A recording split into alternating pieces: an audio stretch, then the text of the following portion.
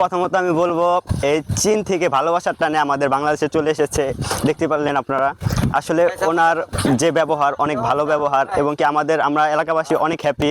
কারণ হচ্ছে কি, ওনাকে আমরা ভালো মতো দেখতে পারছি, উনি হাসি খুশি থাকে সবসময়, আমাদেরকে ভালো লাগে। আসলে ওনাকে সবসময় হাসি খুশি রাখবো আমরা চিন্তা ভাবনা করতেছি, এবং কি উনি যে কয়দিন এই এলাকায় আছে আমরা এলাকাবাসী সবসময় ওনাকে হাসি খুশি রাখবো।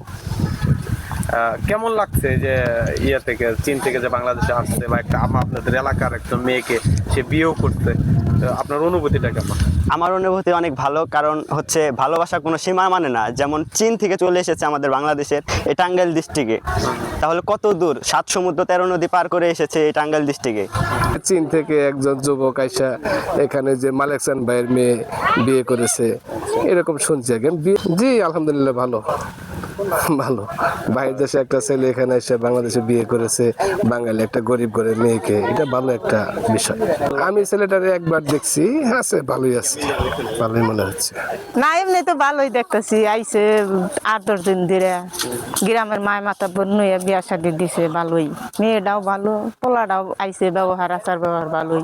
না এটা আমরা ছেলেটা ভালো দেখে আমগুলো ভালোই লাগতেছে। মানে এই ছেলেটা এ দেশে আইসে হ্যারকে কিরম লাগতেছে ওটা তার আমরা কইতে পারি না। আমগোর কাছে ভালোই লাগতেছে ছেলেটা, আছে আচার ব্যবহারও ভালোই বোঝা গেছে। পরিবর্তন কি বলবো এটা তার কম না, এখনকার মতো ভালোই দেখতেছি। এটা আমার হলো স্বাস্থ্য বোনের মেয়ে, আপন স্বাস্থ্য বোনের মেয়ে আমার। তার ব্যবহার তো অনেক ভালোই আছে।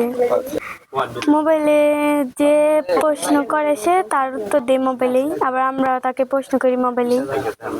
আমার বোনের বিয়ে হয়েছে ভিন দেশের মানুষের সাথে, আমার ভালোই লাগছে।